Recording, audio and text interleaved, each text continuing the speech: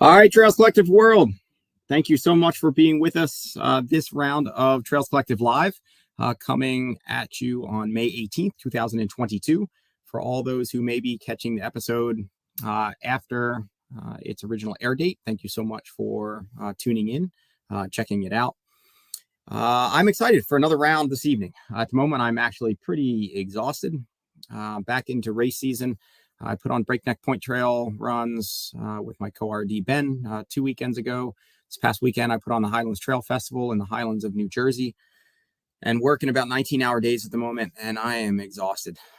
So my apologies for coming in late. I am scrambling. I was actually up on an island in the St. Lawrence River today, surveying some land I bought up there, and just trying to pack in too much. I am grateful for all these opportunities, but I'm tired. Hence the kind of the whiskers coming in here. Just not time to stop and do much of anything. In any case, thank you for being with us for this round of Trails Collective Live. For those who are just tuning in, we do what we can to bring together various facets of the trail running world.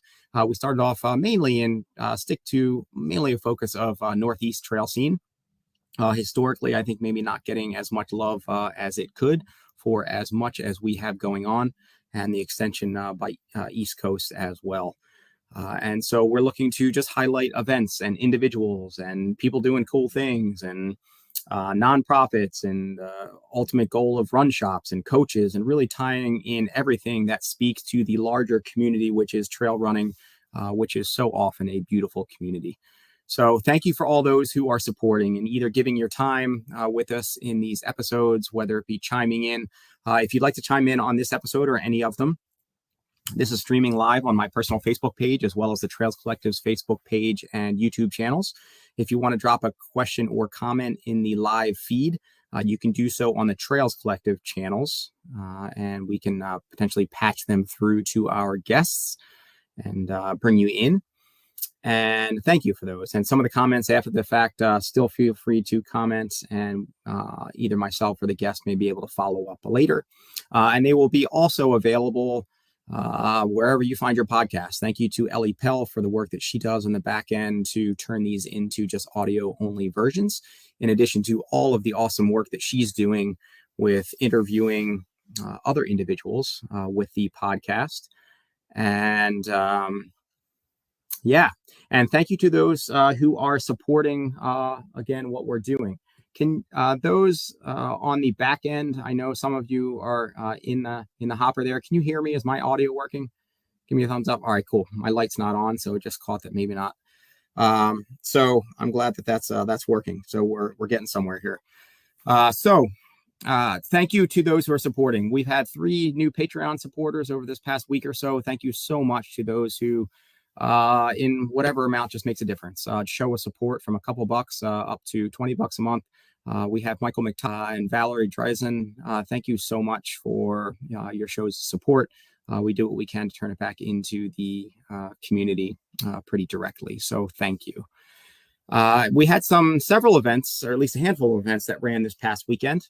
One was Rock the Ridge. It is a really beautiful course that uses the carriage trails around the Mohonk Preserve and benefits the Mohonk Preserve in the Shawangunk, just east of the Catskills in New York. Very, very beautiful trails. Great event for first timers as well as those looking for a fast time. It's a really well supported event, and it is a fundraiser event for the Mohonk Preserve. Brandon Talaseski, who we've had on a couple times over this past year, took the overall win in 6:10. And top woman on the day went to Yana Velaskova in 8:01. Another one that's just starting right now, I think actually maybe tomorrow, sometime this week, is Infinitus. It is a beast in and of itself. It ranges distances from 9 miles up to 888K. I think that's what was starting this week and going into the weekend. One that I put on was the Highlands Trail Festival. This was the revision of the Iron Mines race that I put on in 2019. And this is in the Highlands Mountain Lake region of northern New Jersey, which many people just don't know exists at all. It's very beautiful, rugged, feels pretty remote. You've got some slabs and some vistas, and it's really quite remarkable. The metrics are very much Beast Coast. It's got a lot of technical terrain. It also has a lot of elevation gain and loss, probably up there or more than most in the country. And so it's a beast. We had a nice weekend for it. It was quite muggy, pretty thick out there, but everything thankfully went pretty smooth. As is seemingly more and more the case with trail events, some of our markers got stripped. We responded when we could, but really I think most everybody was just grateful to be out there. And so we had some really competitive fields out there as well. In the 25K, Ian Schultes emerged on top in a fairly competitive top three, vying for that win. Ellie Pell set off to do the 50K, but dropped to the 25K for the win there. In the 50K, Sam Kirk got out after it and looked fantastic. Was able to hold off perennial favorite of a lot of East Coast trail races, Ben Nephew for the win in 5:33, with Laura Kepich, top female on the day, in 9:27. In the 50 mile, Merrick Simcoe took the overall win in 12:21, and Claire Green in 17:38. And then the long one of the day, the 100K, which I don't even remember how much elevation gain we have in this 100K. It's probably, I don't know, 15,000 feet of gain or something to that effect over really technical terrain. We only had 2 finishers, and the rest just weren't able to get in under the 19-hour cutoff, or just didn't have it in them for that course. Coming in just under the wire at 11:53 p.m., we had a 11:59 p.m. cutoff, was Jason Friedman. It's pretty outstanding. His phone was long dead. He wasn't wearing a watch, and when he came in, he thought it was around 12:30 a.m., and actually it was 11:53, and so he made it in just under. And it's always really fun to watch the final finishers come in. I think for me and for probably most RDs, it is really fun to watch the top and competitive fields duke it out in the front. That is a lot of fun, but it's equally, if not more, I think important and more satisfaction in seeing the final finishers come in. There's a lot of stress and a lot of energy and a lot of emotion that goes into putting on events, and you never really know how it's going to go until the final finisher is in and accounted for. And so there's just a sigh of emotional relief where you can just breathe, knowing that all your runners are in and accounted for, let alone the people that are getting in under the wire. And for those that are getting under the wire, it usually means they're out there for hours and hours after the top finishers are out there. In this case, like just under 19 hours for Jason Friedman. I mean, that's such a long time. And so it's truly incredible to see them come in. And then in front of him for the win, in a truly just phenomenal effort, was Justin Kowski. Justin, I think, has racked up some of the most number of FKTs in the country, or he's up there in the leaderboard. He's a little shifty on what to make of FKTs and the number that people do, because really you could go out and do any number of ones that, I don't know, it could be in your backyard to run up the tally. But phenomenal effort, does really well over technical terrain, has done a lot of long self-supported efforts. And over this one, he finished the 100K just looking phenomenal. Word has it, as I was with my aid station crew at the last aid station before they broke down, as I was checking to be sure everybody came through, they just mentioned that Justin had made it through, but he had pretty much downed a full 2 liter of Coke prior to that last 5 or 6 miles. So he came in, no doubt, pretty juiced on caffeine, and he looked fantastic. And the overall win was 14 hours and 50 minutes. And so that was truly just phenomenal. So I was thankful and grateful for that. No doubt I missed some. We are going to, one of our first guests here will comment on another event that went down in PA. And then the other one with our second guest of the night that we'll get to is Rhoda Smoker, which I'm stoked to have back on and speak a little bit on Massanutten. Massanutten, for those who don't know, is a 100-mile race down in Virginia. Started back in 1995. Virginia Happy Trails Running Club, a really great community. And so this is one of the long-standing just classics in the country. And so that went down. Paul Jacobs was the overall winner. He ran the second fastest time in course history, which is quite remarkable. There's been some fast people that have come through there, and especially with it going back to 1995 in a time of, actually, I didn't write down the time, but it was pretty fast. And then Rhoda Smoker took the women's win in 25:35. Not only is that pretty awesome just in and of itself, but to follow it up where it's a back-to-back effort with a Cocodona 250 just a week prior, where she was fourth female finisher in, I believe, is truly just astounding. So we will dig in maybe to Massanutten here in just a little bit. All right. So let's bring in a couple guests, which I'm stoked to have. I will bring in the Matrix Lasagna. Always good to have you, brother. And Patti Turissini. How are you? Good. Good. Hey, hey, Patty. Hi, Matt. And so I think there's something still, but you guys can hear me. I think there's something where something's not working on here because I'm hearing you guys rather than in my mic. And so let me know if we're getting feedback. I'm not really sure what's going on, but if it sounds okay, I'll just keep rolling and not worry about it in the moments. Sounds good over here. Yeah, me too. It sounds good. All right.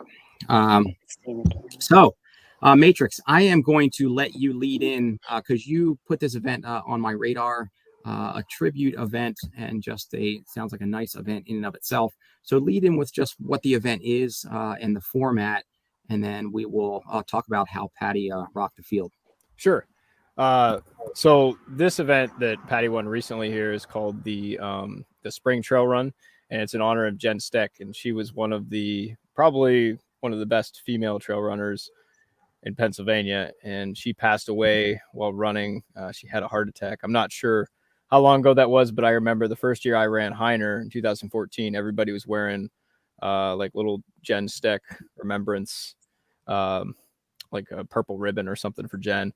And then if you have ever run like the Mega Transect or Boulder Beast, there's a plaque out in the middle of the woods at right at the beginning of the boulder field where it says in remembrance of Jen Steck. So a lot of people know who she was. She was from the Scranton area. So it's in remembrance of her. And it's kind of unique because it's age handicapped. So and I think these numbers come from like USA Track and Field. So they're not just any old numbers. They're legit numbers. So Patti got to start right on time. And yes. The people that were 35 and under had to start 16 minutes and 50 seconds behind her. But I'm not sure that would have really mattered because she was crushing it. And I got a little video here. I can do a screen share, I think, right, Ian?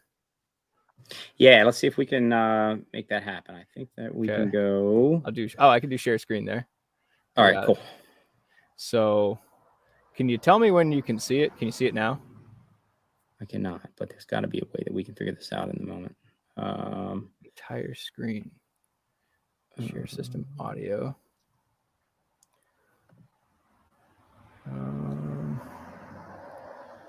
Apologies for those that are watching. Matt was trying to figure this out with me earlier, but I was on the road all day. So bear with us here. Let's try to figure this out because I kind of want to see the clip as well.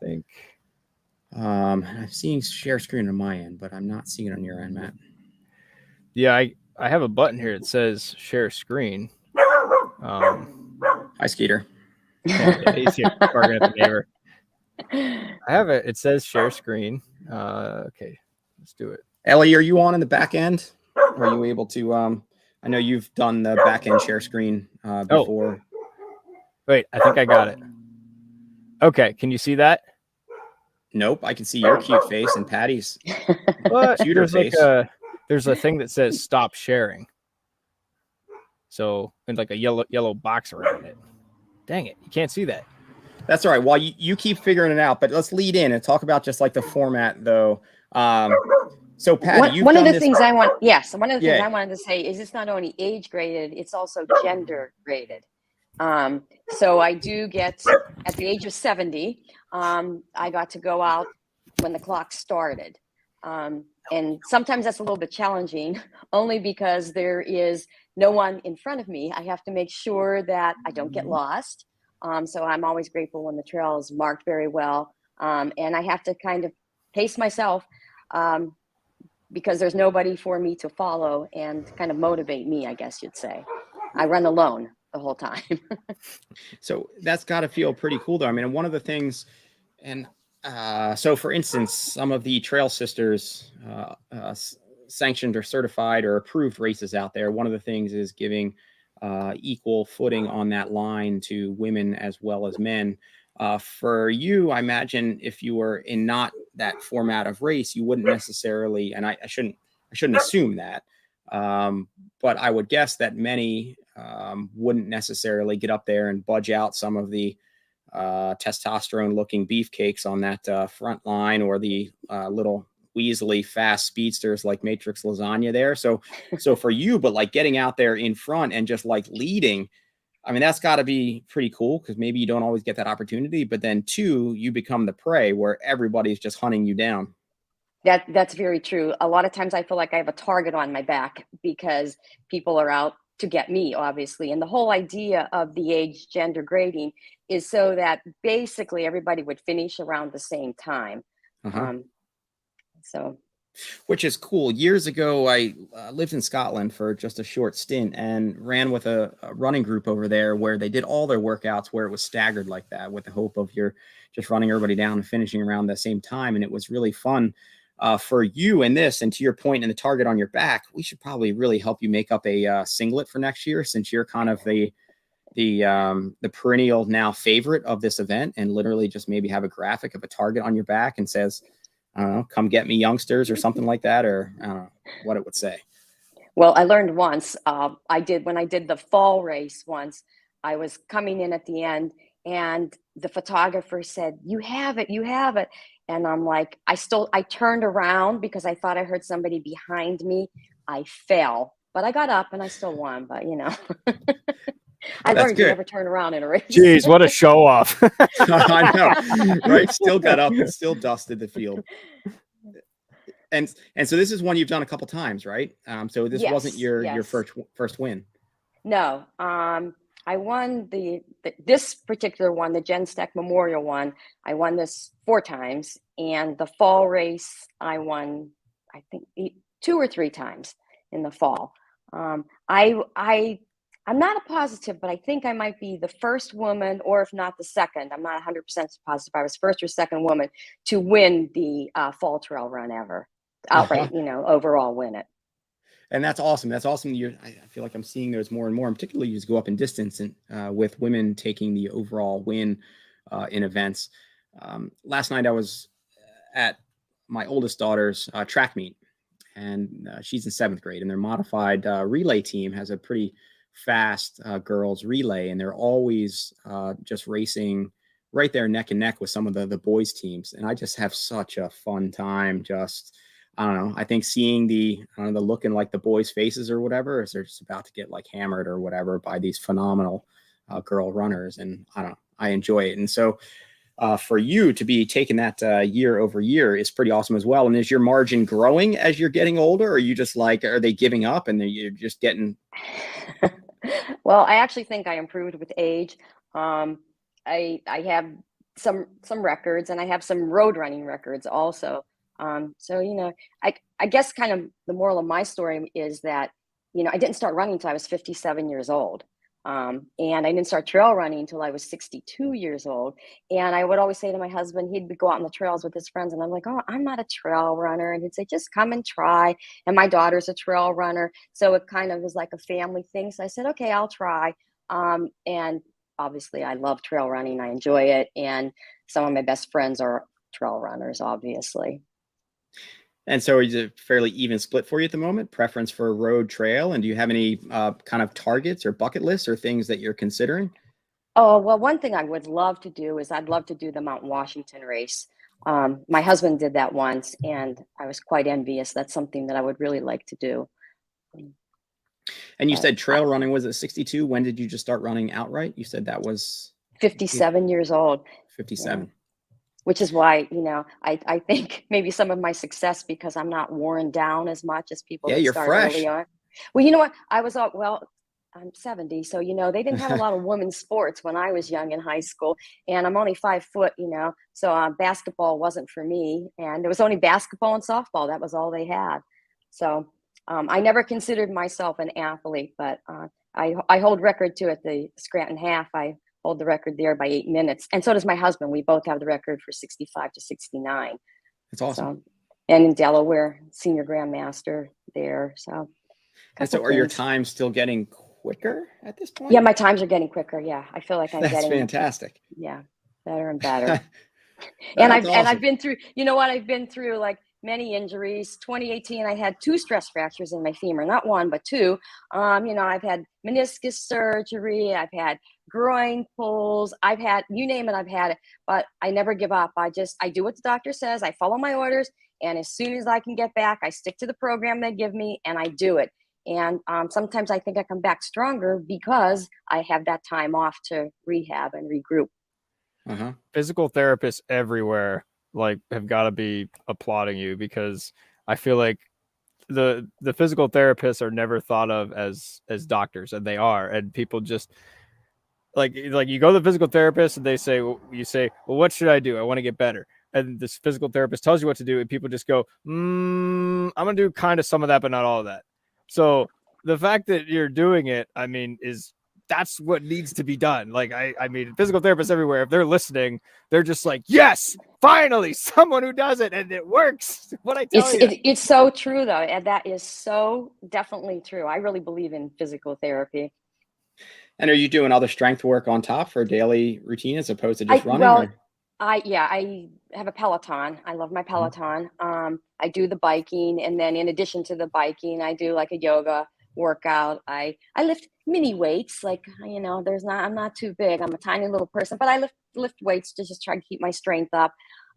So usually I work out about an hour a day, and my daughter teaches fitness classes. So I take every fitness class that she's ever taught, I think. So that helps to keep me in shape also. And I mountain bike. And my husband, my coach, my husband, or you? No, it's on the bottom. It says Leo's come. Oh, she has a great coach. Yeah, my husband. She has a great cheerleader too. I mean, just saying, yeah. Who's there? Yes, yeah. I said, you know what? And I run with a lot younger people that are about 20 years younger than I am, and I think that's helpful. Also, that's an inspiration to me because I try to keep up with them. And Leo and Patty doesn't talk smack before races, but Leo does for her. I was out. I wasn't running the race. I was just watching, getting some footage and filming and stuff. And Leo came over to me and he's like, "Hey, you're not running, are you?" I was like, "No, I'm not running." He's like, "Good, because she would smoke you." And I was just take it easy, man. I don't think so. That would be awesome, Patty, if you just started talking smack on the lines there. That would be fantastic. All right. So what else you got coming up this year? Anything that you're signed up for that you're looking forward to? Well, the Wyoming Valley Striders, the organization that ran this race this weekend, they do a Triple Crown series. So I'm part of that series. So I'm going to finish up. They have a 20K. There's this 3-part race series. So I'm having that coming up. And I don't know. I'm game for anything. It's game for anything. That's yeah. And I just moved. Lackawanna State Park was my home park. And now RV Winter is my home state park. So I did the race the night before the race. I moved from Scranton to Lewisburg area, and I was at the and then came back at the storage. For the race. I was at the storage unit at 9 p.m. and came back for the race in the morning. So right on. Well, maybe I can pull you a bit north up to some of my events. I would love it. So if you check out my family would love it too. Oh, right on. Well, if you check out any of the Red Newt Racing lineup, let me know, and I can get you dialed in there. All right. Sounds great. Right on. Well, Patty, congrats on another win, and hopefully we can follow up with you again, if not before this time next year, with yet another win, and we can hear about the trash talking as well as the target on your back. All right. Sounds good. I love and if we can get the, and we'll some point weave in that clip that Matt has of you, and sorry, we couldn't get that tech worked out. Okay. Sounds great. Yeah. Right on. Thank Patty, you. Thank you for having me. Totally. Thanks, Matt. Yep. All right. All right. Matrix, you want to stay on for Rhoda, or do you want to check out of that back end? You got a I can check out on the back end. I want to try to get this footage going. I'm not sure. Cool. Maybe Ellie can help me out with it. Sounds good. All right. Thanks, man. All right. So bring in Rhoda. Rhoda. Dude, that's I don't know.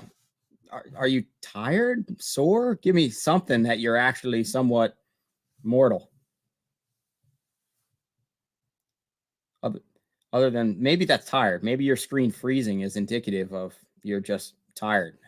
And so you're like, I'm going to take a breather right now on screen. I'm just going to freeze here for a second because I just ran the Cocodona 250 followed by Massanutten, and it's tired, and my computer needed a break.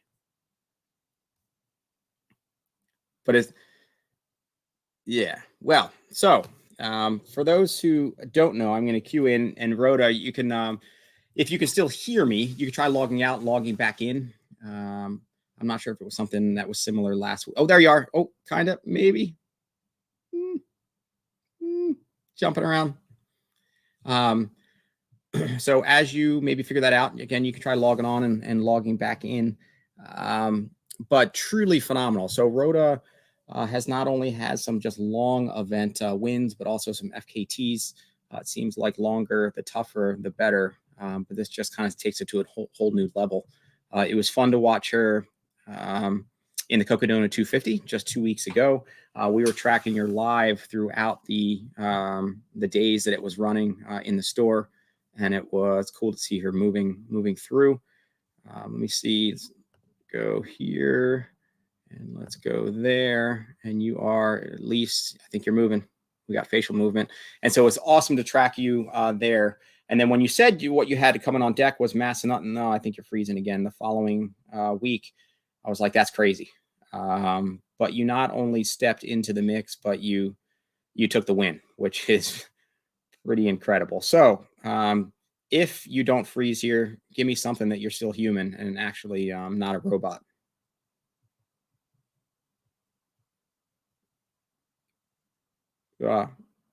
Try to all sorts of tech issues. All right, so try to. I don't have audio. Can you see if you can click something with your audio? You might have in your setting or something.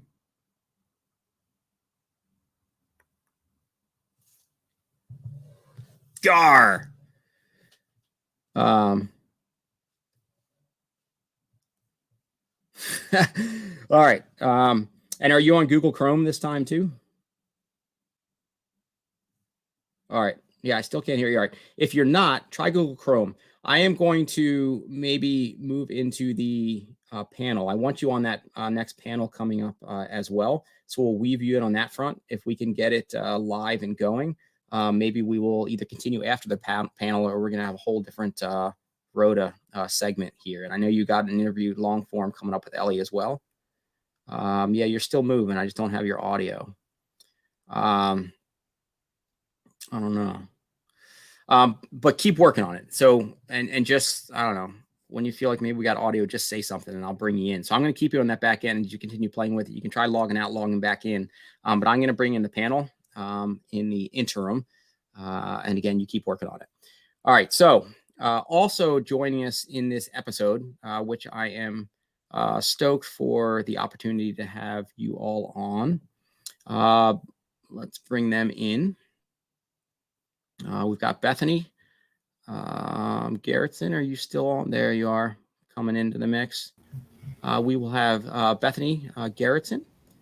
We're bringing in Bethany Meyers and Terri Smith in there.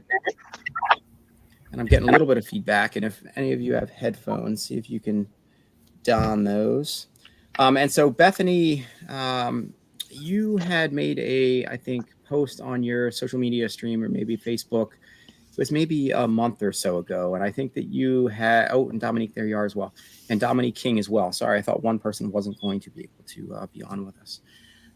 So you had made a post on your social media maybe a month or so ago, and maybe working on a book or an article. Mm-hmm. Can you remind me what that was as the lead in? Yeah, definitely. So I am, I'm just setting up an Insta Live too for this. All right. Cool. So Instagram, great tool to connect with people across the country. And I know we have some West Coast people on. So I'm working on a book that it's a bit memoir, but it's about the 46 unsupported through hike and that Katie Rhodes and I did in 2020. And then I look at my life through the lens of hiking. And I started hiking when I was 23. And I teach this field at Paul Smith College. We talk about diversity and inclusion in the outdoor industry, how it's lacking in that, the very racist, sexist background of this industry and what we can do about it. And with that, I shared some of my book, which it's not out yet. It's being written at the moment, but I did a little blurb on some of the comments I got my first season hiking. And my background is, my mom's a badass. She was a 4-sport athlete and a coach, and she was one of the first female athletes under the wave of Title IX to be able to participate in high school sports. So I grew up with her, and I grew up playing soccer and basketball, and I did that on a college level too. And I just never experienced some of these sexist attitudes that I got on trail and in the woods. And I grew up in the woods and, know how to make a fire and can very much take care of myself. But, I've been stopped on trail by, DEC officers asking what's in my pack, what gear do I have the 10 essentials? I've been asked by solo male hikers if I'm hiking solo as a female and why I'm doing that, if I'm carrying a pistol multiple times. And so it's just like, and that was just within like the first month of hiking. And, it was a little bit, startling to me in a way, coming from the college scene of playing sports. And then that was my first impression of trail running and hiking in the high peaks. Which is, so unfortunate. And so I think when I saw that, I mean, the only thing that I think I can do is be like, that sucks. And, what can I do? I think that I have my own probably inherent biases. There will be a continued work in progress or an evolution. But it's how can I use, I guess, my platform through something like this from the media lens or as an RD or as a run shop owner to try to continue to make those changes. And so from this vantage point, it was like, wow, these things aren't talked about as much as they should. And maybe there's not always a platform to do so. So that was reaching out and saying, at least I could do to try to foster greater discussion and greater awareness. And as I mentioned in the email to all of you, I didn't feel like it was my place to necessarily want to define or put parameters or even moderate that. Like, I feel like, I don't know, like I don't want it to necessarily be coming from my vantage point. I more want to listen and become increasingly aware and to try to figure out what I can do from there. So I'm grateful that you are all up to being a part of sharing your voices, your experiences with anybody who may listen in the hopes that we can all become better people, and then it will make the trail community just a better scene as a result. So with that said, I will drop to the back end. I'll still be on here. If there's a need to pull me through, I'd be more than happy to. But otherwise, I'd more rather just drop back and just listen. So let me know if you need it. Otherwise, I will turn it over to the four of you, and I'll be excited to be listening in the back end. Great. Thank you, Anne. And thank you for allowing us to have this platform. So at this point, there's 4 of us as panelists on here, and I'll start introductions just with myself. I'm Bethany Garretson, and I'm an athlete out of the Northeast in the Adirondack Mountains. And I have a little dog here right now that wants to go outside. But I am doing I do a lot of teaching. I'm a writer, and I also am working on some fastest known times.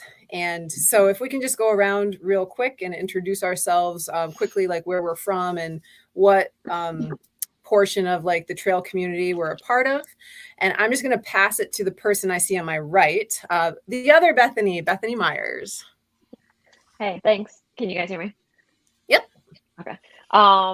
Yeah, I am from the Columbia County area, Hudson Valley region, but I grew up hiking in the Berkshires, Catskills, and Lower Adirondacks. I'm actually a healthcare provider now and have taken it upon myself to rediscover my love of nature in order to kind of get through.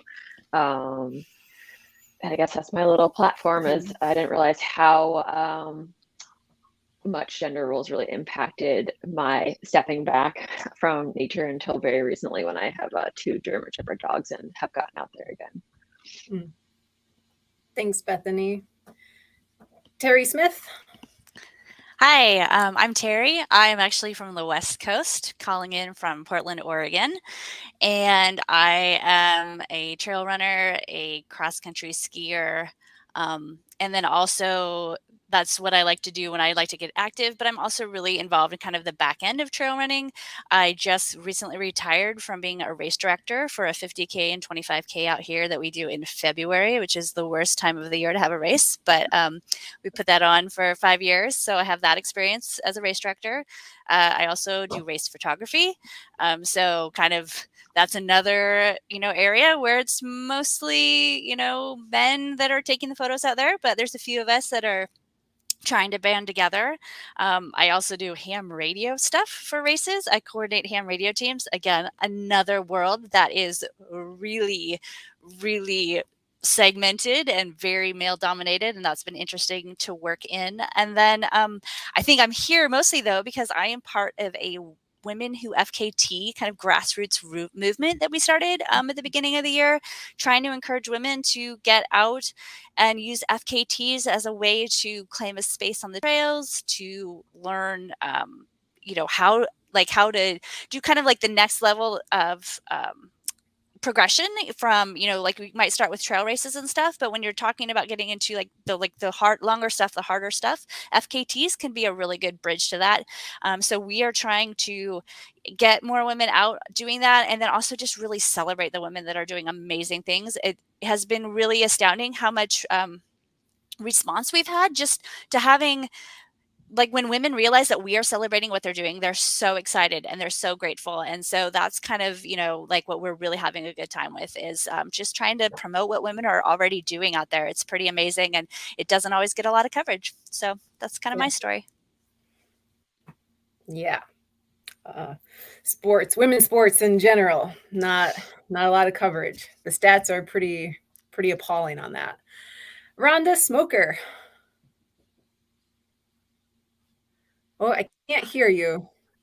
Oh, no. No, I can hear you now. Nope.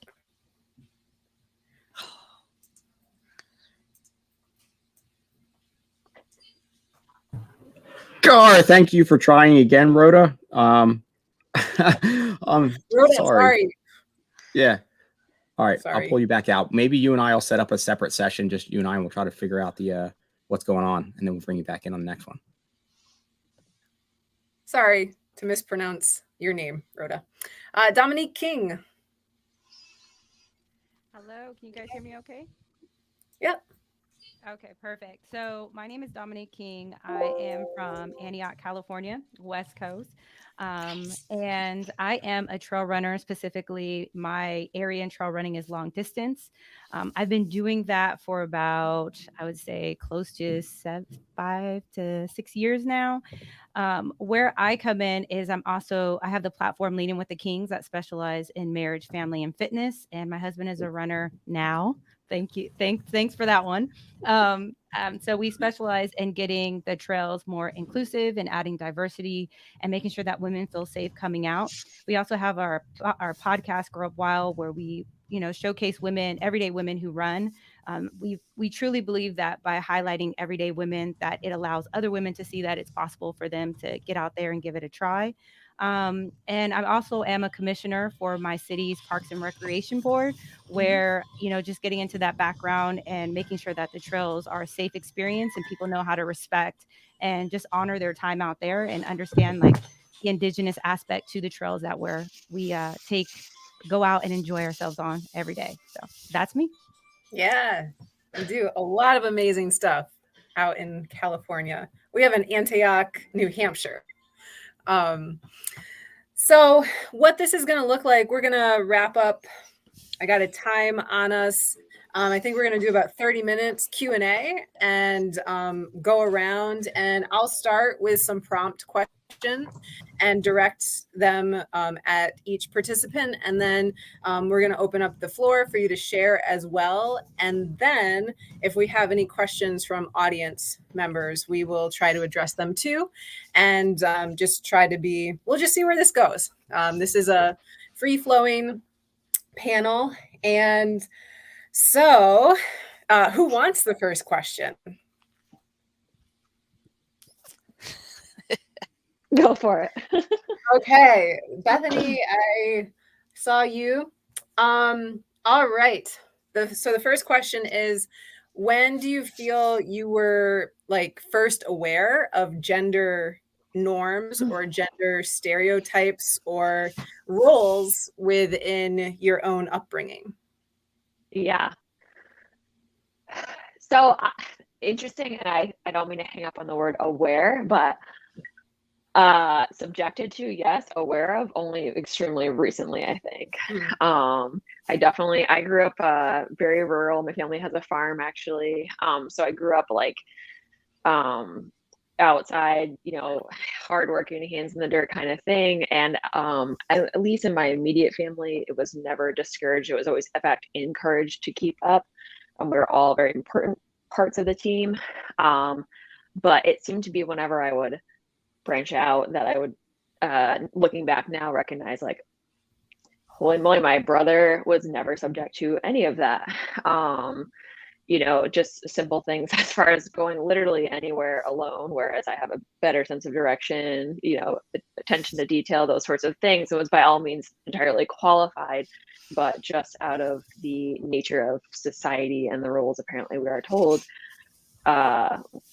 really, I guess, felt limited in that, or felt that I was therein in the wrong for pursuing a lot of things that I was, really passionate about, which I haven't discovered until recently, getting back into them. This is what makes me tick. That's what always made me tick. Yeah. Great. So I guess very early, but I never discovered it or looked into it and reflected on it until the last 2 years, really, the pandemic, honestly.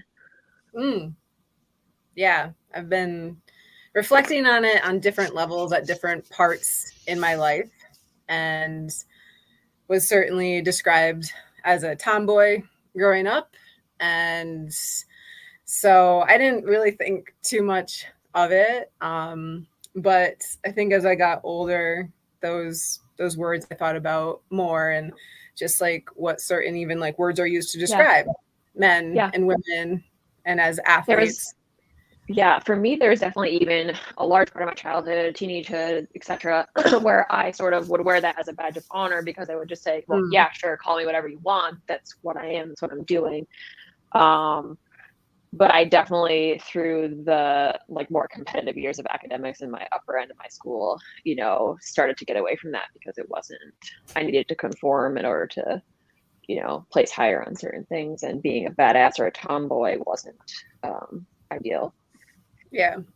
What I found interesting, I used in a class once, there was a paper done, and I found it really interesting because it studied terms and words used around gender. And tomboy, if that's thrown on you as an athlete, sometimes it's a compliment, like, oh, you're a tomboy, you're rough, you're tough, like you're fast. But then if you're a boy and you're called a sissy, it's degrading. It's in a degrading way. And it's more of like a feminine term. So like tomboy is more of a masculine term.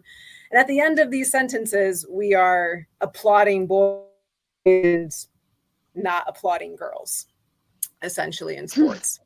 So, yeah. Who wants the next one? Or let's are there any more thoughts on that? Whenever I have a question out there, let's keep it open to the floor.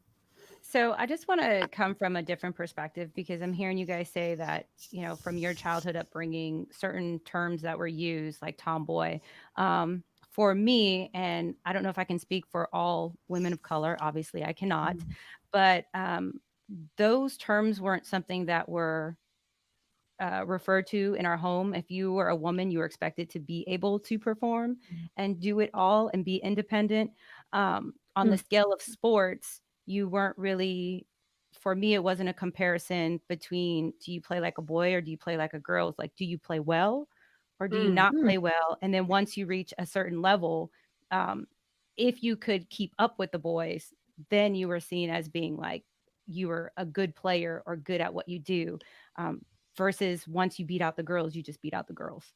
So just a little bit of different experience versus what you guys were referring yes to. No, and that's what this is for too. Thank you. Yeah, that's really interesting. I actually so I just turned 50 this year, so I feel like I've seen, so many changes in all of this. And like Bethany said, though, there's so much learning that I'm only beginning, to do now, and things that I didn't really think about at the time that were actually very limiting. I was a soccer player, and I got to play on the boys team when I was in 8th grade, and that was a really interesting experience because they just didn't have a place for that many girls to be playing. And so I kind of went through that, and then I remember in high school we had a powder puff football game, and I played, I was the quarterback, and I remember one of the guys saying, wow, of all of the girls out here, like, she's the only athlete. And I was really proud of that at the time. But like now I realize like it's horrifying, right? Like that was certainly not true. It was ridiculous. And so like I feel like there's, all these things that just have always been working on me that I just, I never questioned, never thought about, never looked at. And definitely I, want to do a better job and of understanding all these things and seeing like how it evolved. So yeah, that's definitely been something I've dealt with. So many things that I thought that, it was like we were taught that we'd arrived, like, we're all cool now, like we're good. And like, that really wasn't the case. So, yeah, that's been interesting to understand. But. Yeah. All right. Next question. Who wants to start it off? Let's let Dominique do it. I thought Dominique's hand first. Yeah. All right. So next question. What are some of the things that you think about when you step out onto trail? And you can take this in the context of I'm a woman, I am, whatever, wherever you want to take it. It's like, what do you think about like when you're going out on trail and like when you're interacting with people on trail? And yeah, we'll go from there. So I think this is a great question. And I kind of want to start when I started trail. When I started running trail, every time I stepped out, I thought about how guilty I felt for going out on trail, because as a mom, there's no cell phone reception. So how, there's no communication with my kids or my husband. I'm going out in a so-called dangerous environment. So I'm putting myself at risk. I'm negating some of the things that maybe I could be doing during the day that kind of fall into quote unquote gender roles. So the first time that I was out there, it was about first getting rid of the guilt to be out there. And now when I go out there, it's really about just going clear and thinking about what centers me and why I'm enjoying what I'm doing. And also at the same time, it's one of those things, I think, as a woman, you can't completely let go, right? Everyone talks about running free and you're wild, but I always have a sense where my eyes are open, my ears up, because I have to be conscious or aware that I am a woman. I am out there running, and, I'm not always, my fear is crazy to say it's not the animals, it's the people. And most, I don't want to be stereotypical, but it's my awareness of the men that are out there. So that's what I'm thinking about. Yeah. Great kickoff for that question. Yeah. Who else To wants that, to chime in? Yeah. I was just going to say, to that point, that was not something that I had recognized I was even carrying for the longest time until very recently. I've had a lot more friends and women, as I become more active on social media, you know, reaching out to me and talking with me and reconnecting with me, saying things to that point of, oh my gosh, you're so brave, you're so this, you're so that, you know, I just can't believe that you get out and do, you know, do this and do that, and can you show me how? And until that started happening, now I recognize the same exact thing. Like, it was guilt keeping me away for a lot of years in that sense as well, because the groceries need to be done and the laundry needs to be done, and it's my job. And yeah, I don't think I never even let it be a possibility in my brain that this was something that was okay to put first, would be me getting out on trail. So Yeah, I have to agree. I mean, I feel the same way. My kids are now old enough that I don't need to worry about them anymore and they're independent. But it for sure, just that guilt. And like, I have just started doing solo overnight backpacks and things like that. And just thinking about all those issues, and even still, even though that they are fully grown, just those thoughts still go through my head. And I know at one point Ian said that he wanted to know, like, what can men do to help us get out there? And I would say, for me, like, if if you're meeting somebody that's going out and doing something on their own, solo like that you might have the thought, oh my gosh, that sounds dangerous. Let me tell you all about the ways that you might be scared. Like, just trust that we know all of those things. Like, we already have thought about it, where it's in our head constantly.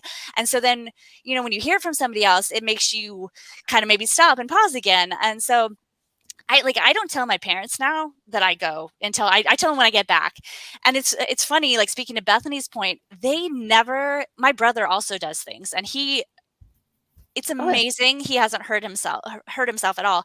And he doesn't get that from them. Like, he does not get all the warnings from him. And I'm like, he's the one you should be worried about. Like, and so, yeah, that's just my biggest piece of advice is just, like, try to just hold that back. Like, you can think those things and be worried for us, but just know we know, like, we know the things because we're thinking about them constantly. Yeah. Yeah. I wrote just a little blog piece once about feeling afraid on trail sometimes, or like, Dominique, you said I'm more scared of humans on trail than animals, and it's the same for me. A bear, I know how to act and know what to do if I encounter a bear on trail. And it's less likely to have a bear encounter than someone who might be an unsafe person on trail. So just trying to move.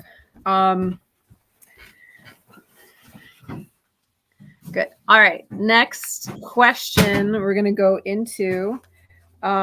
This is actually Terri, your turn. And you already answered this a little bit, which is ironic because it's what others can do.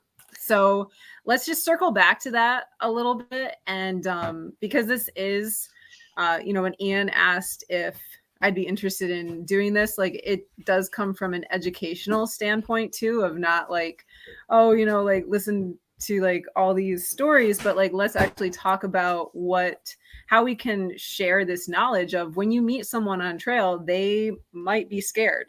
They might be like sizing you up a little bit to see if you're a safe person or not. And then some people really don't go through the world with that lens of like, what do you mean you don't feel safe to like camp by yourself at night? And the woods is not a historically safe place for lots of people. So Terri, coming back to that question, like, what can others do? And if there's anything you want to add on that, and then we'll open it to the floor too. Yeah.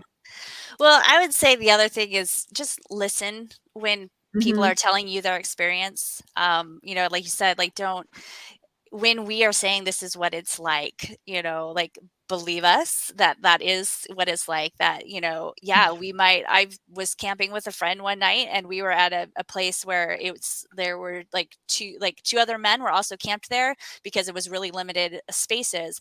And I mean, I spent most of the night just kind of like not sleeping because I didn't know them at all, and I felt so vulnerable. So, like when we share those experiences, think about, okay, so if you were in that situation, what could you do maybe to let the other women that you're just sharing that space with, like, think about it, like, remember that you've heard that like women might be nervous.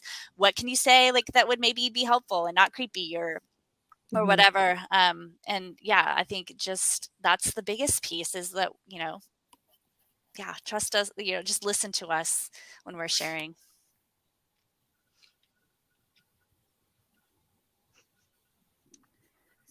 So if I can just add to that point, I think one of the things that can happen on trail when it comes to, now, before I say this, are we directing this towards like what can men do? Or are we directing this towards like the collective can do? Everyone. Okay. So my thing is, when you're out on the trail, it's very important to alert people to your presence. I know sometimes that we get lost in our own world, but just simply by saying, hey, I'm here, I'm on your left, I'm on your right, I'm approaching, it adds a sense of safety to someone else. I think in the part when it comes to men, I think the best way to is by education, like by educating other men. Like if you're a trail runner and you have friends that go out on trail and maybe they don't take this issue as serious as you do, I'm not saying you have to host a TED talk, but you can, just every now and again, inform them of some of the things that women are worried about so that it's on the forefront of their mind as well. Yeah, I was actually just I have a post in my back pocket coming up about that same thing. Whereas that we can do, ourselves and alerting folks, because especially I don't generally travel without my two giant shepherds. I have to be very aware, especially when I'm running. This could be a very intimidating thing for someone to happen upon. And that was a big notion of it too, is just communicate, just say something. Let them know, like you said, on your left. And I guess that's something that I've come to notice as well. And I think the other point of it too is for men, I guess, would be or maybe us in our own brains, to just drop the expectation. If I don't have to be out there to smile at you and to make you feel like I was kind when I passed, and for me personally, let you pet my dog just because, oh, it's a cute girl with whatever, that's not my responsibility. And it's taken me a very long time to get over that as well, because I am traditionally considered to be a, outgoing person, where, the more in tune I am with what I need in that moment, my dogs, to keep us moving forward and on trail, the better an experience we all have. And that 1 or 2 seconds in passing is really neither here nor there in the grand scheme, but it can feel very overwhelming on trail, I guess. Yeah. Yep. And I've had people, I have a very small dog, but they're asking like, oh, can I pet your dog? And already coming right in and already petting him. And I've actually picked him up before, and I'm like, no. Right. Yes, and I've had the same conversation actually with my husband just the other day, because a light bulb went off, and he said, people never ask to touch dogs when I'm with them. He's like, nobody says shit to me, Yeah. And it's just, what? It's absolutely absurd. The gender roles and the expectations ingrained by society, they run so deep. Yeah, and that's what, when we were trying to pick a topic for this, we had lots of different, like terms or, like titles for it. And we decided on double standards. And I feel like that is a double standard sometimes that you see on trail, or expected more of females to be polite, to be welcoming, to smile, and to let you pet your dog. And so I appreciate all these points that you're making. And one thing I would add to this as well is, what can the collective audience do, be very aware of your words. And so listening is a huge, huge point to it. And I think words are just, they're so powerful. And even, you know, I have, so if a guy says something to me or someone says something to me and I'm offended by it, like I will say that. And a lots of times it comes back as like, oh, well, I meant it as a joke. Like, don't be so, like, don't take it that way. And I've had to confront people on Instagram too, or blocked people outright on Instagram because you're making inappropriate comments on what I'm posting. And it's not, you know, this isn't a joke when we look at, you know, history and we look at sexual trauma and we look at all these things that add up. And, you know, like if you're making a joke about someone's body, it's offensive and it's uncomfortable and it's sexual harassment. And so even when I put up that post that it kind of started this thing, it's not like we started this conversation. This conversation has been ongoing for generations and centuries. But when I posted that on social media, the first 2 comments I had to take off because they were inappropriate comments. And so yes, listen and also be aware that jokes they're not appropriate and most likely offensive, in my opinion, on that, in dealing with them, and tiresome. So I think just to throw out a little something for people to, I mean, if they would like to be able to read, there is a research that was done by Kendall Shore, David Scott, and Myron Floyd, and it's called The Constraints to Outdoor Recreation, a multiple hierarchy and stratification. So basically what we're talking about is like the politeness of women and how men view that in the outdoor space and how they view how women are supposed to behave in these spaces, sans it being indoor, outdoor, home, whatever. And I think for women as well as men having these expectations, we have been programmed to think that we have to behave that way. And one of the things that I want to let women know who go out into trail running is that's where you don't want to do that. Like the politeness and not listening to your intuition and speaking to everyone is a recipe for someone to be able to take advantage of you. So if anything, you kind of have to remind yourself before you go out into those spaces, and I do it for myself, is to be assertive. And you have to tell yourself, this is where I need to be, like, assertive and intuitive at all times. So just to add that little piece into there. Yeah.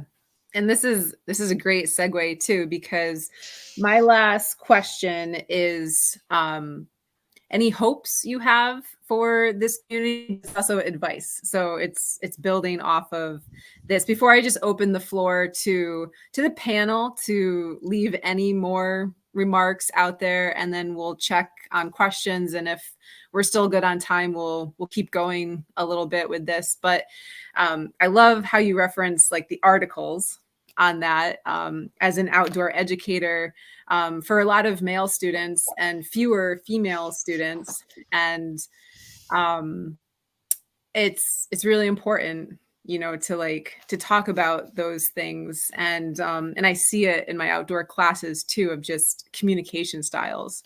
So that's a part of my advice too, of you do not have to be polite, and assertive communication is very effective communication. And that is what we can all obtain to practice. So advice hopes.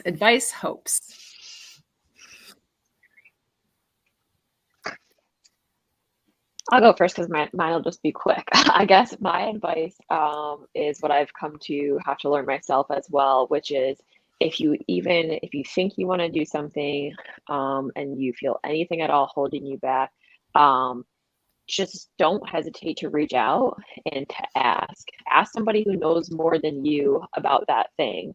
Show them that you're interested, and they'll connect you with ways to get more comfortable, more acclimated with it. So I think that also ties into, I guess, to my hope is that, we as women can continue to network in the name of just, building comfortability out on the trail. Yeah, I would say, yeah, my hope is just to get more, all the women that want to go out there, that are thinking about going out there, who say, oh my gosh, I would like to do that, to be able to get them out there, to find the ways that we can break down the barriers that keep them from the trail.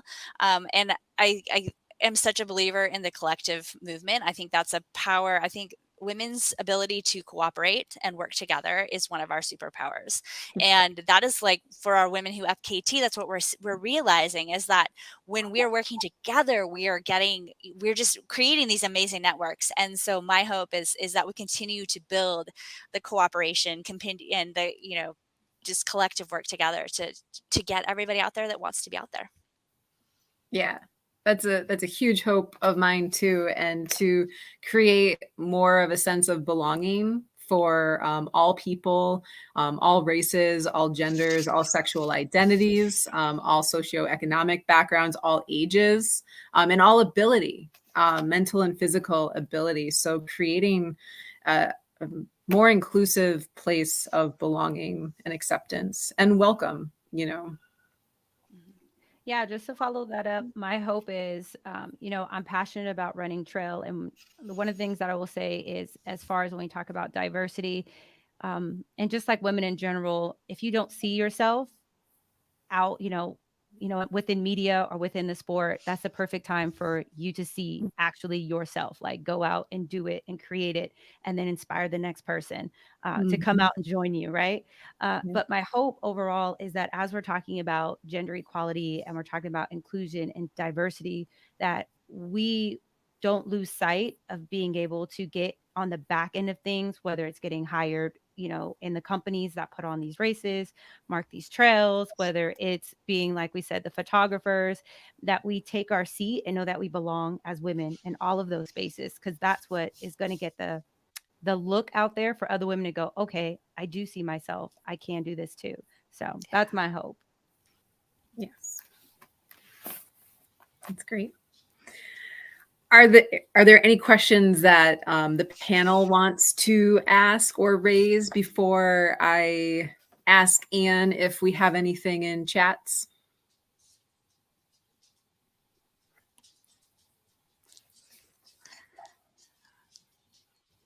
So I have a question for you ladies. Sorry, I'm a talker.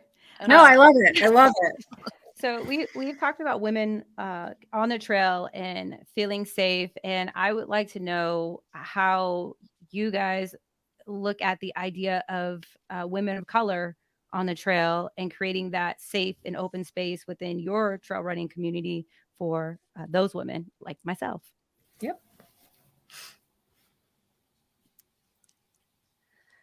Well, I'll start. I mean, I think about this question a lot, and as a race director, that was like something we really wanted to try to, what could we do to encourage that? And so what we came up with this last year was we just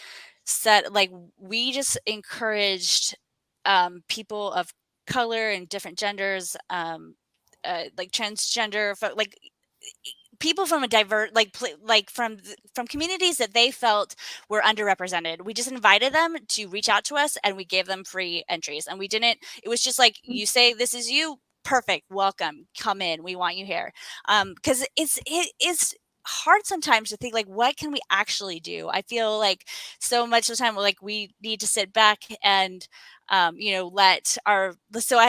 of my good buddies is a woman of color who is creating, she does a lot of trail work, so she's creating her trail crews to get people out, and inviting from the local groups like that. And so I just am always just asking, like, so what can I do, like? And so so I do photography, like, to help with that, to get more images that way.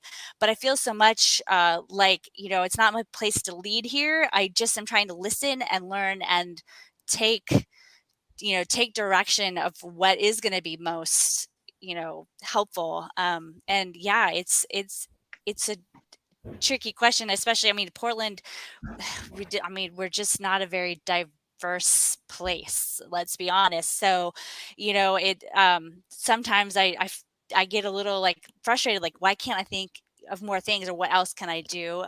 But it's definitely something I'm thinking about all the time, especially with our trail towns that are up here that, you know, don't always feel so safe. Like if people are through hiking the PCT, some of them are not always welcoming. I came off the trail one time near Mount Rainier into one of the towns there with my brother, who is he's gay, and it was like this huge Trump rally, and we were like, you know, and I thought, I mean, like, how do we? I'm not sure how do we work on those kind of things? Like, those are things that I'm thinking about. Like, how do we get, you know, those spaces to feel more welcoming, because I know that that is a problem for people that I've talked to.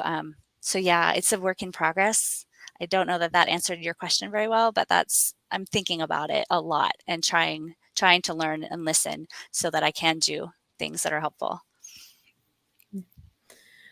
And so where I'm at in the Adirondacks, it's 96% white population. And I teach at a college, and believe it's a 92% white population. And so for my students of color, it can be, you know, it's a very uncomfortable experience at times. And there's a lot being done to try to, confront racism in these areas. And what I do for students, I try to highlight athletes and activists who are doing the work, to show that people are doing it, they're out there. And then also too, what's being done in the North Country, because it is such a predominantly white area, trying to bring together colleges and populations of people of color, Black and Latino hikers, so that they can actually hike together. And it's not just one Black student going on a hike with, you know, like 20 white kids and being that one Black kid on this hike, you know, like, and that's actually gaining momentum. SUNY Potsdam is the college in this area that's leading it, and they have a great director who's like taking that charge and really like empowering youth that way. So I think it's in movements like that where you connect people who are already doing it, and then to also in the town I am in, we have a diversity committee, and we're addressing how we can make our town feel more belonging. Yeah, I'm not far. I'm obviously right down the road from you there. So I think I'm definitely still very much in those formative stages as well. Of it really is in this area, the word that you use, a confrontation, I would say. Like, you know, I guess I'm still in the stages of learning that there's something to be said about just being comfortable with conversation, being a listener, you know, because that's something that's new, quite honestly, in this region. It's not treating it like it's a ripple through, you know, ripping through and changing everything. No, this is progression. This is progress. That's what it is. So I think for me, it's just learning how to be a part of the conversation. And a lot of that right now comes from listening.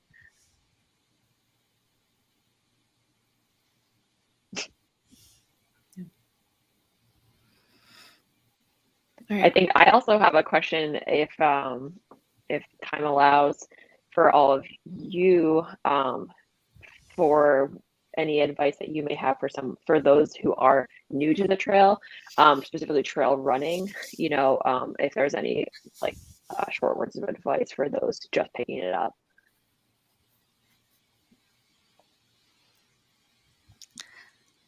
Well, I can go. I would say, you know, start easy. Start with small chunks, and build your confidence. So, you know, if it's just like the local trail and it's just a couple of miles, like, it's easier sometimes, I think, to see people doing like these really amazing big things on, social media. And you're like, oh my gosh, I don't really count unless I'm doing a 50K or whatever. And that's just simply not true.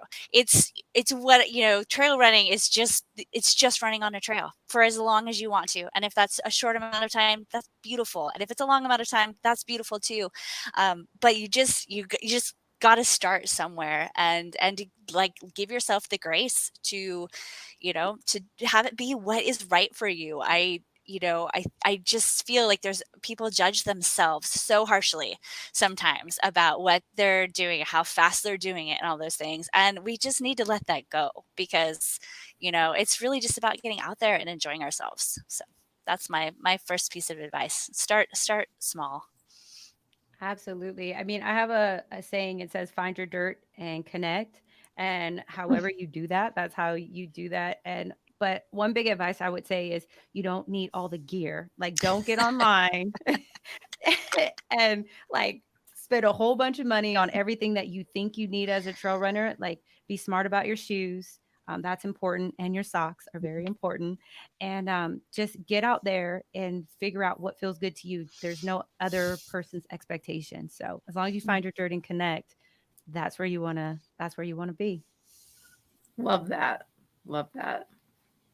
Yeah. Find your bliss. Like it's, should be, well, it's joyful. It can be very joyful, and to just, go out and connect with nature and connect with yourself too. Like that's something that I found through trail running. I was coming out of college and I just had this epiphany of like, oh, I'm not training for soccer like preseason. And so I was just really a little lost, without a sport. And I got to connect with my voice again on trail and with God and with the greater community.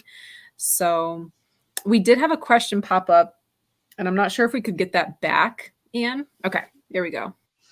Ladies, do you feel these biases have become more frequent, specifically since COVID, with an increase of people who are out on the trails?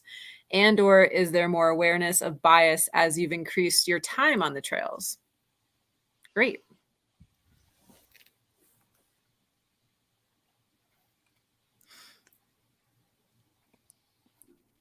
I would say absolutely. When COVID first happened and everything was shutting down, a lot of people started, all they had were the trails and these open outdoor spaces. So then it became more of taboo to say that you're actually going out on the trail, because now everybody's out on the trail and you're out there and you don't really have a mask on. So now there's all these new things. So I got a lot of kickback, negative feedback from still going out to run. But I kind of just had to put that behind me and know that I was taking all the safety precautions that I needed to take. Afterwards, I would say with COVID, one of the gender biases that I've experienced is people saying, well, if you get sick, like they never worry about my husband, and he has like the most like contact with people ever. But for me, it was like, well, if you get sick, you're going to affect the whole family and you're doing this wrong. And so, yeah, there was a lot of, I would say, back and forth with that.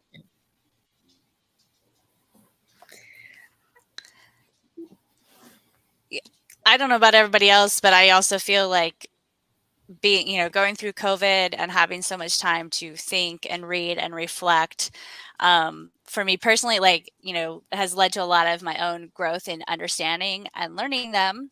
And I feel like out on the trails, I have seen a combination of some people that are more willing to just kind of be jerks and not feel bad about it, like kind of saying stuff. But at the same time, I also feel like I've seen more people that are actually trying to be more aware and more welcoming. So kind of a mix of both in all of these areas that we're talking about. So yeah, I would say it's kind of been a mixed bag of things. I feel we're all just going through so much, and I feel sometimes we're just kind of a little bit raw when we get out there, right? Like some of our abilities to like a lot of the things, a lot of the ways that we would kind of contain ourselves or whatever, it just seem like they've just been kind of scrubbed off. So yeah, I would say I've seen biases in both directions, better behavior and also worse behavior. Yeah. Yeah, the COVID's an interesting component of it. The Adirondacks are so big. I feel like during COVID, I started just going to pockets that weren't as trafficked, and that was nice. I even started doing more night hiking, and that was pretty cool. And the other part of that question, so from 2009, I think that was around, 2009 was like when I first started hiking and trail running. From 2009 to 2022, I have noticed like the general education around issues, regarding race, regarding gender, regarding like socioeconomics and the privilege of being in these spaces has gone up. I do see more dialogue around it. I see more articles around it. I see more documentaries around it, more groups. I think social media is doing a great job at that as well, like groups, individuals. There's so many amazing people to follow and groups to follow. So I am hopeful around that because I do see education increasing.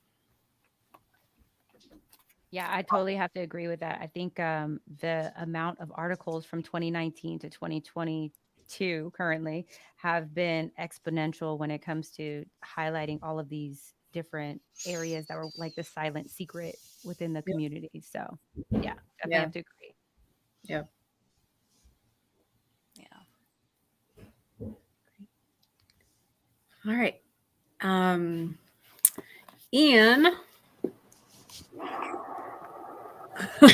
Yeah. So thank you for all of that. I think it's interesting just to listen, right? And learning even as simple as something that I said to start off or earlier in the episode where I said it was awesome to be watching my one of my daughters in the track meet and her fast relay team running down the boys team. And I'm like, that's awesome. And then Dominique, here you say, well, you weren't at the merits of being a good athlete unless you were beating the boys. I was like, oh, wait, is that just kind of another inherent, bias? Should I feel bad about celebrating that the girls are just, crushing to see this boy look over his shoulder and just like, I don't know if like, I don't know. There's, you read into the situation and it's like, I don't know, but in any case, I can shut up, but I think you were getting what I was saying. Yeah. Well, I think it's cool to celebrate that the girls are winning, but also it's important to teach the boys that it's not a big deal that the girls are beating them, right? Like that's really the important part. Like, yeah, let's celebrate it, but let's also say like don't be horrified. Like she's just faster than you. It's fine, right? So, yeah, and normalize it too. Like, yeah, I definitely think it's important to celebrate whenever they're winning, right? That we'd be wrong not to. But I just say celebrate the wins. Like if she's beating out the girls, like you would celebrate the win if she's beating out the boys. And that's she's not better for it. She's just a great athlete. Yeah. And they are.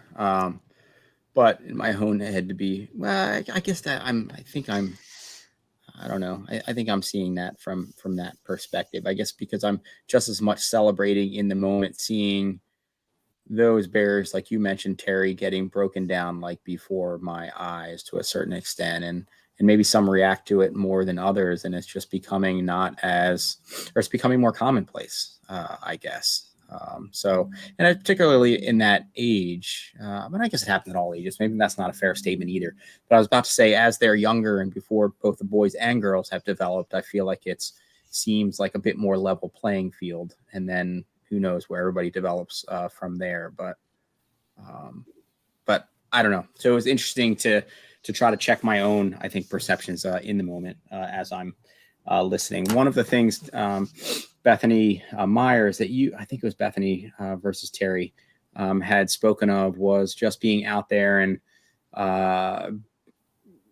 being able to, I think, take the time in being on the trails to be in your own moment and not feel like have to be on the hook to act a certain way or entertain other people talking, let alone your dogs or whatever. And I remember, was it just a year ago that there was a fairly very media size, or the media really ran with the story of a woman, I don't even remember where it was in the country, but just out on her daily runs, and she would pass by this old guy's house on her daily routine all the time, and she would basically never, I think, say hi. And I think the guy was always looking for a response and saying hi, and just jumps to the conclusion that she was just not a nice person or whatever, because she'd never respond. And for her, she was like, need to break down that stereotype of like, look, I'm out here in like my run, like everybody's demanding my time and attention, from my kids to my work to my spouse to whatever. Like, this is my time out here. Like, I don't have to be responsible to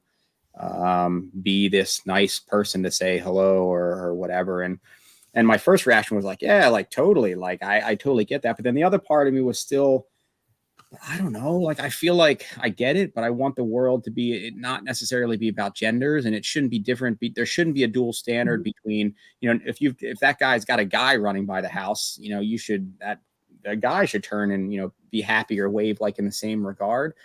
I feel like, I don't know, to treat individuals, or all of us be treating each other as, I don't know, like nice individuals. And if like somebody says hi to me, like, even if I don't want to, I feel like I should still go out of my way to say hi and like smile back. And I can see it being different if it's a dual standard. And so I want to respect where she's coming from, especially because too often women historically, as well as very much now, I think there is that double standard. But again, I want us all to be, I don't know, connected and responding to one another. So I don't know if that's probably different from my vantage point than it would be for your vantage points. Yeah, I think it's different for everyone. Go for it, Bethany. Yeah. I was going to say, I think it's different too. The way that you're coming at it is from a way of communicating and with a well-intended thought of, you know, I'm here to connect, versus somebody who is demanding of attention for their own personal gain. Yeah. Yeah. You know, I think even you reflecting and questioning obviously doesn't put you anywhere within that realm. And that's the part I think that we're, you know, our ask, I guess. Yeah. I think too, when we're talking about speaking, we look at the fact of what women have to think about what hi means to saying hello to a man versus what hi means for a man saying it to just other people. For us, saying hi can open the door for an interaction that we may not want. And so our version is just to not say anything at all, right? So where yours is a well-meaning, coming from a well-meaning place, we can't always think as women from a well-meaning place. We have to think from like a safety and respect our own time and space standpoint. So yeah. But and to all of your points, or a related concept there of where you're saying, for at least Bethany, where you should be worried about, your parents should be worried about your brother in terms of going out there, and that double standard there too, where the amount of things that you are all thinking about already, like, don't ask us about these things because we're considering it all the time. Yeah, and it gets in our head. Like, if if we keep hearing it, right? Like, at some point I start thinking, well, gosh, like maybe I shouldn't be doing this. Like, that is a thing that, you have to fight against. And so that's like the problem, like, just continue to ask. It's like, we're already struggling against that. And so, it just, it makes you question yourself. And then, and when you're trying to push yourself into uncomfortable things. And And on that point too, Terri, because I just wanted to say in general too, like, there's nature and there's nurture. And then, there's hormones that kick in on different levels for everyone. So I think the mental, though, like when we study runners and running, like the mental component is such a strong component. So if you're just like telling someone from a young age that they're not as strong as an athlete, it's like that will kick in during a race as well. And I see this in like, females that I go out with on trail. I also like going back to what Terri was saying, and that came up a little bit. Sometimes I have dropped out of like a longer winter trail run in a way, because like, I don't want to be, if something went wrong, I don't want to be judged as a woman who was out there and didn't know what she was doing, because I certainly know what I'm doing and I had the gear and stuff just goes wrong. But there's times when I've dropped, and I was certainly influenced by that. Yeah. You had spoken briefly on the things that could just be done. And I think from my vantage point as a white male, that I know I have my own inherent biases. I grew up in Amish country area of Pennsylvania, very homogenous. I think we probably had, I don't know, maybe one family of color in our school, maybe like two in the district. And like, trying to move off of and acknowledge my own inherent biases while trying to figure out what would be the appropriate thing to do to, in this case, increase representation and diversity on the trails and in the spaces. Like, I'm not sure what the right thing to do is there in that equation. And for, at least on the vantage point of girls, and so, sorry, I'm talking tangentially. Part is that's just because my brain works inefficiently that way, so I apologize. The other part is just fatigue. But I feel like in the past, maybe say 10 years, I think we've started to look at the foundational pieces. So looking long term. So it's not necessarily as easy to just pull somebody immediately into sport or immediately into trails. And so can we go to the roots to build the bases? And so you've seen programs like Girls on the Run, which has been, I think, a very successful program in a lot of communities. I don't think that I was aware of until this past year or so, when I tried to intentionally start trying to say, all right, what can I do as an event director to bring more people of color into the community? And so then I discovered the Black Men Running. And so I reached out to a Brooklyn chapter, and then recently somebody with a chapter in Philadelphia. And I've reached out then to, there's a Black, I can't remember, might be, it seems like it should be Black Women Running, but I think it's Black Girls Running. So sorry, I can't remember which one it is there. But I feel like I've tried and tried, but it hasn't really like gone anywhere so far. I've offered free race entries. I've offered even shoes. It's like, if you're just not experienced, like, so there's some of the communities where they do track and roads, but like trails still outside of, they just haven't done it. And they seem interested, but just haven't done it. So it's like, what can I do to break down some of the barriers? We can do some group runs. I can offer trail shoes. I can give you the comped entries. And it just does, it doesn't seem to be getting anywhere. And then I only have so much time to like put toward it. So I don't know, one, whether that's the appropriate thing to be doing, or whether I could be putting those energies elsewhere. And this could be speaking to you all from a vantage point of being women. If maybe it's the part of the puzzle that you've all referenced as well, where if you do have more responsibilities, like you're like, I'm having to think of all these things first. I'm having to think of home. I'm having to think of work. And so maybe it's tough to even get to a point where a higher proportion of women feel like they can justify getting out there. And then beyond women, people of color, like on top of that. And it happens to be like these organizations or these clubs or these groups, just from population density, tend to be maybe in city areas. One was, again, in Brooklyn. One was in Philly.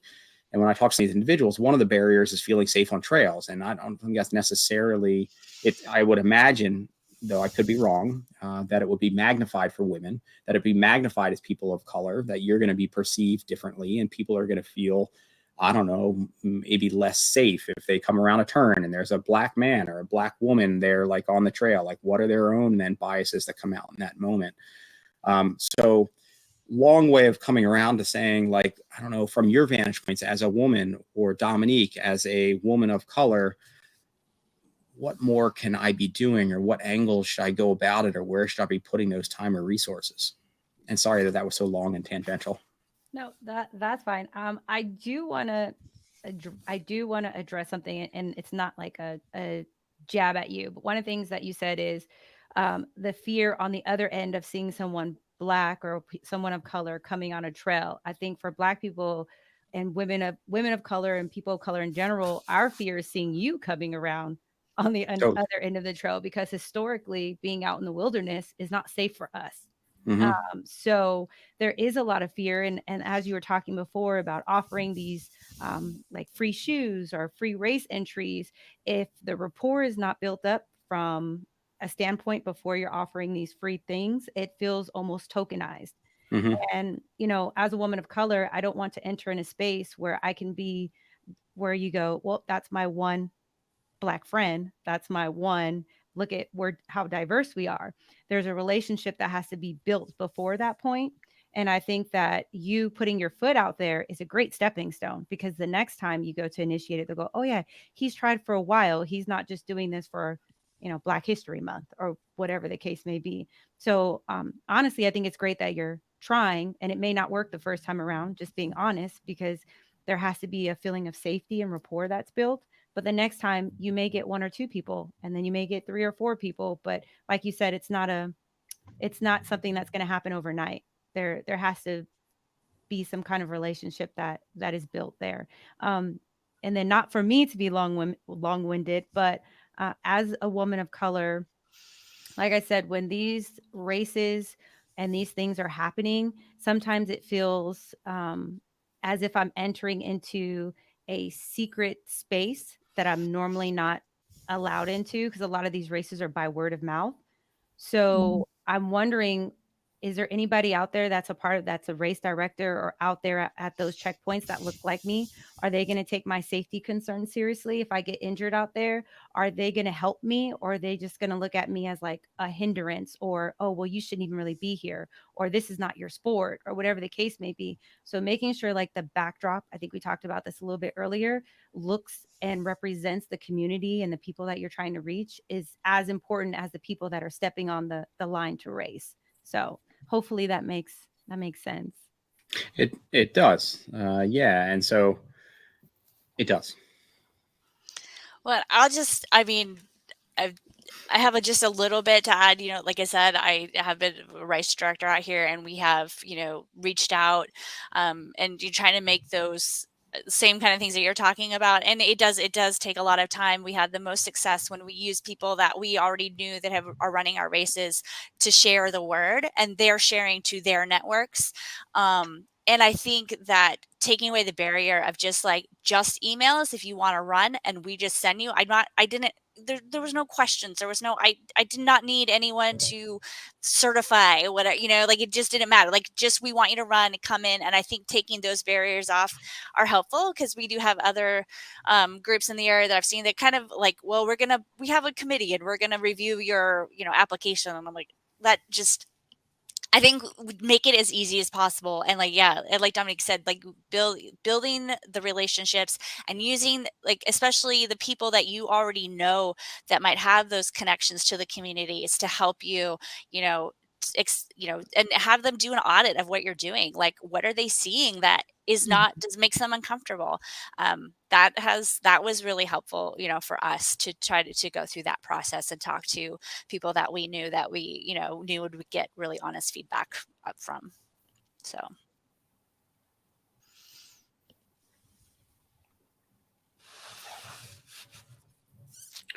Great. So they were some of the things that I think I had just jotted down mentally in listening. Yeah, that was ongoing. I don't know if, if there are break-off topics to explore further. At least this channel is always open to any of you. Bethany, as you continue to work through what you're working on in your book or whatever writings, you are always welcome to do your own thing here. You could have your own channel. You can set up your own interviews. So just know that the FKTs have an FKT channel. There we the go. Women. Women who FKT. Yeah, I was covering them more where there was a little bit of an absence in races, and then I switched the format a little bit with Trails Collective this time around, or this year, part of it is just trying to make the time for it. But Beth, are you still tuning in, or are the FKTs just as active at the moment? As I'm just not able to look in. I feel like the last several weeks I have looked, and it just doesn't seem like it's as active on the FKT boards. I feel it is, and I feel it's FKTs are becoming more inclusive too. It's a growing, it's not just for the elite person anymore. And I think that's a really great trend, because you can go on the website and you can find something that suits you and your speed and your strength. And so I don't know, I'm on that site just about like once a day, and there's not a lot tracking right now, but I feel like once the summer comes, we'll start seeing more of the longer attempts going on. And then for women who FKT, we have a big weekend coming up, June 4th and 5th, just to get women out and trying a fastest known time and trying to flip the stats. And so that's just a general June 4th and 5th is just a women in FKT day type of thing. Yeah. We decided to just, when we first started the project, we were like, well, will anybody even listen to this? Will anybody pay any attention? And so Marta Fisher, who's kind of leading up our group, she's like, let's do one weekend and try to set as many as possible, because that, people will be like, oh, whoa, what's going on? And so that's the genesis of that. Of course, out here in Oregon, it hasn't stopped snowing. So I don't know where we're going to go. It just continues snowing. And so all of our routes are still covered. So we're all trying to adjust and figure out what we're going to do early in June. But yeah, that's the genesis behind it. And when we talk about flipping the statistics, we have a goal just here in Oregon and Washington, but we'd like to actually see that to be greater than 50% of the FKT set this year set by women, because it's been just male dominated forever. And so we thought it'd be fun. It's like, going back to the boys against the girls. Like you talk about, should we celebrate that? But we are kind of doing the boys against the girls thing, because there's a little bit of motivation in that. And we just thought it would be cool to try to see if we could do that. How many could we set if we put our minds to it and got people recruited? And we're recruiting all kinds of runners and hikers. It's cool, because you can also bring in hikers and people that are enjoying the trails, but are maybe not your, who you traditionally think of as setting FKTs. Cool. If there's something that we can do to try to, I don't know what that would be. I'm putting on Cayuga Trails on June 4th, and then another race, Lucifer's Crossing, on June 5th. So personally, I'll be socked, but there's got to be something that we can do to try to support it as well, in advance or cover it. If you all think of anything that I could do from my vantage point, for sure, let me know, and I can at least spread the word. It'd be cool seeing some of I don't know how it is in the west and northwest and at least southwest of them. And I know, and I'd much rather have the snow than some of the southern and mountain west being on fire continually. Oh yeah. I know you've had your share. Yes. Dominique, where are you based again? I'm in Antioch, California, so I'm right outside the Bay Area. So I'm right in the middle of all the regional parks area. Nice. And so I guess you've had your share of fire and blowing in. But Terri, I don't know whether it makes it over and makes it to you, Dominique, whereas Terri, I think you've had your share in the Portland or the Oregon coast, rather, the past couple of years. It was some pretty heavy smoke issues. Oh yeah. A lot of our state's been on fire the last few years, and a lot of the beloved, our favorite trails have burned and, are in the process of rehab. The Columbia Gorge had a massive fire that we're still recovering from and still working on trails and getting those back together. But so the snow was amazing. It's great, but it just kind of foils our attempts on getting up in the mountains. So, but I'd much rather have the snow than the fire, for sure. Yeah. So if it's, sorry, it took us on a tangent there.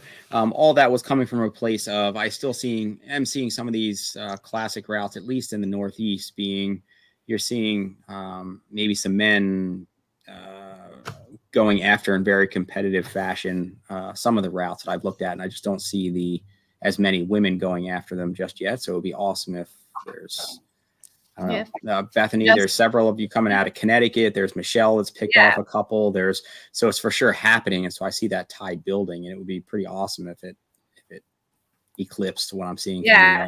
I mean, I see the numbers rising for sure, and just new names like on the board. And I'm excited. Cool. Yeah. Well, sorry, I'll keep taking us in tangents, and I want to appreciate and value all of your time. I would again be more than happy and stoked to have you all on again in a same vein or taking a different tangent. I started listening to or brought up Free Trail podcast as I was coming in this evening, just in like the 10 minutes in the car, and I think the three of them, it was, I don't know whether it's titled this episode or whether it's just always the three individuals doing it, referencing Title IX. And they were about to, I think, dig in on, I don't know, it was a blur, but I think it was like menstruation, and that might have been like the focus of this one.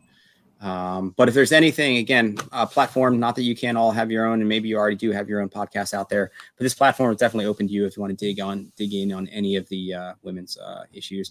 And I'd also love to have another dedicated one. I've talked to a couple of people recently about also having or going a little bit further or deeper in talking about the people of color and trails there as well. Dominique, if you're interested, I can reach back out to you, or you can touch base with me if you're interested, and I'll keep you in that loop. But thank you. Is there anything else that you all would like to toss in before I let you go? Just a quick, another thing for maybe the listeners, and I know there's two people on here, Terri and Ian, you guys do on the race directing end. There's a good article by Elizabeth Corey from Trail Sisters, and she talks about the tangibles of what you can actually do within racing to increase women, coming out and running, and then some tangible things that they've done within their running group. And I thought it was just a great article. So if you're interested, you might want to check it out. Yeah, I will check that out. We love what the Trail Sisters are doing. They're doing wonderful work. What on the, as an RD, that man, I got to make the time to make these things happen. Again, a work and evolution, like in process of all the things that juggling. Sometimes I just fail to stop and do the things that I just still need to do and just get there. But one of the things is, like, for instance, I referenced it earlier, just like carving out a dedicated spot on the starting line. And some of the races, I don't know how that goes. I guess I don't, it's not up to me how that goes. I guess I just need to do it. And then how it goes is how it goes, and at least offer the opening and the possibility. But I also like what the Trail Sisters have done. Yeah, actually, I did want to make, when I was invited to this panel, I was Googling like what you were up to and everything, and thinking about, would I feel welcome at your trail races and stuff. And one thing I would say is, like, when you're putting all of your images together for your races, like, look at them critically and think, are you showing a lot of types of people that are doing your races, or are you showing just a very specific type? Because I'm a slow runner. I'm much more of a hiker, and I'll be honest, I'm like looking at your stuff, I'm like, oh my god, like, these look really hard, and those cutoffs look really, really harsh, and I don't know that this race is for me. So if you wanted to invite people in, it's looking at all those things critically as well. Do you have larger people? Do you have people, like, what all do you have on there? And that's, I think, just a little thing that, it's really easy to forget about, but it matters, because when you're looking at a race and evaluating if you want to, do it, if you don't see yourself in those images, that can be something that keeps you away from it, for sure. So just a little comment. Cool. Thank you. Yeah. Right on. All right. Well, thank you, all of you. So, all right. I will hopefully catch up with you more. Thank you for your time tonight, and Bethany will for sure be in contact as we continue to be along the way. Thank you. I think I'm going to close out for anybody who's left. I'm going to try to share my screen, and you're welcome to stay on or cut out. I think I was able to get the video of the individual that we had on earlier running, who just let me see if I can share my screen here. And thank you all. Came from the West Coast to the East Coast. So great job, ladies. I'll be in touch personally with all of you. And thanks, Anne. Totally. Yeah. Thank you very much. Thank you.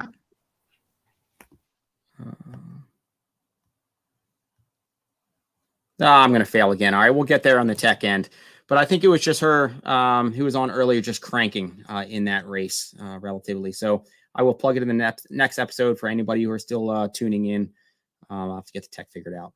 So for those who joined us this episode, those who are joining after the fact, thank you again so much for making Trails Collective part of your social media feed and streams.